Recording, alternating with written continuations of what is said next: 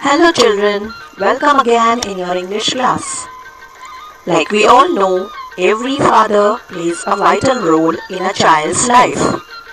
On the same note, let us study the second chapter from your English literature book, In Father's Presence by R. K. Narayan. Quickly, let us learn about the author.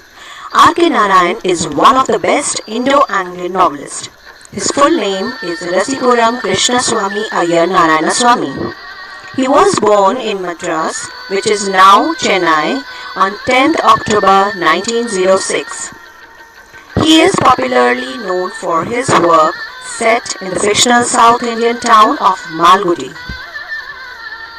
In his career that spanned over 60 years, Narayan received many awards and honors, including the A.C. Benson Medal from the Royal Society of Literature, the Padma Vibhushan and the Padma Bhushan, India's second and third highest civilian awards. And in 1994, the Sahitya Akademi Fellowship, the highest honor of India's National Academy of Letters. He was also nominated to the Rajya Sabha, the upper house of the Indian Parliament. This chapter is an extract from Swami and Friends, a popular children's book by the well-known writer R. K. Narayan. It is about 10 years old Swaminathan, who is popularly known as Swami, and his everyday adventures in the fictional town of Malgudi. Here, we see Swami struggling with the mysteries of mathematics as his father tries to get him to study during the summer holidays. You can also have the golden glimpse from the title track of Malgudi Days.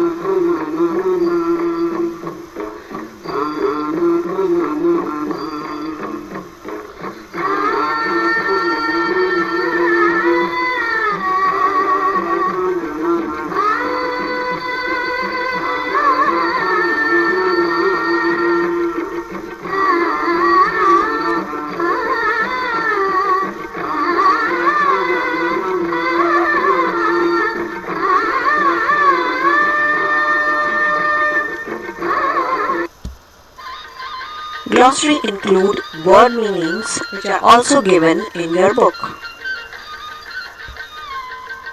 Children, you have to learn spelling of these new words from the chapter.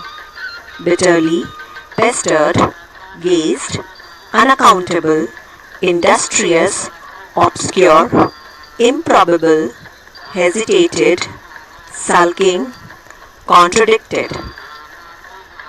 In Father's Presence. How many days is it since you have touched your books? Father asked as he blew off the fine layer of dust on Swaminathan's books. Should I read even when I have no school? Do you think you have passed the BA? Father asked. I mean, Father, when the school is closed, when there is no examination, even then should I read? What a question! You must read.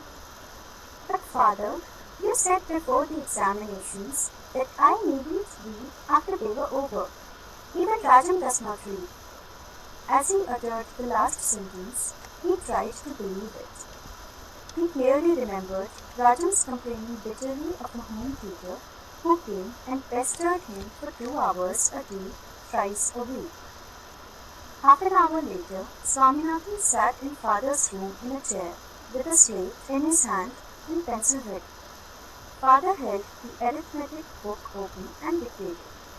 Rama has 10 mangoes with which he wants to earn 15 annas. Krishna wants only 4 mangoes. How much will Krishna have to pay?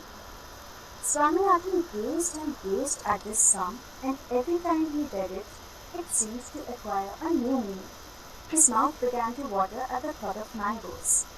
He wondered, what made Rama fix 15 annas for 10 mangoes? What kind of a man was Rama? Father, will you tell me if the mangoes were ripe? Do the sum first. I will tell you whether the fruits were ripe or not afterwards. Swaminathan felt utterly helpless. He felt strongly that the answer to this question contained the key to the whole problem. It would be scandalous to expect 15 annas for 10 unripe mangoes. Father studied the sum for a second and asked, What is the price of 10 mangoes? I don't know. How much does Rama want for his mangoes? 15 annas, replied Swaminathan without conviction. Very good. How many mangoes does Krishna want? 4. What is the price of 4? 10 mangoes cost 15 annas. What is the price of 1? Come on, if you don't say it. His hand took Swaminathan's ear and gently twisted it. Swaminathan could not decide whether the solution lay in the realm of addition, subtraction, multiplication, or division. I am not going to leave you till you tell me how much a single mango costs at 15 annas for 10. Father admitted defeat by declaring, 1 mango costs 15 over 10 annas. Simplify it. the price of 1 mango is 3 over 2 annas. Father said, Very good. Simplify it further. Swaminathan announced at the end of half an hour's agony, Krishna must pay 6 annas, and burst into tears. At 5 o'clock, when he was ready to start for the club, Swaminathan's father felt sorry for having worried his son all the afternoon. Would you like to come with me to the club, boy? Swaminathan answered by disappearing for a minute and reappearing dressed in his sporting cap. This interesting story is an interaction between a father and a son. Swami's father had given him a sum about mangoes. The sum was, if Rama has 10 mangoes with which he wants to earn 15 rupees, Krishna wants only 4 mangoes, how much will Krishna have to pay? Now the more Swami looked at the sum, he felt more clueless. When his father gave the problem, he wondered that what kind of man would Rama be. He compared Rama to his friend Shankar, as Rama was determined to get 15 rupees. He also thought Krishna would be like his friend Samuel. He questioned his father if the mangoes were ripe or not. Without knowing the quality of the mangoes, he was not sure if the price was fair. He also was not ready to solve the problem until then. Hope the story fascinated you very much. Thank you.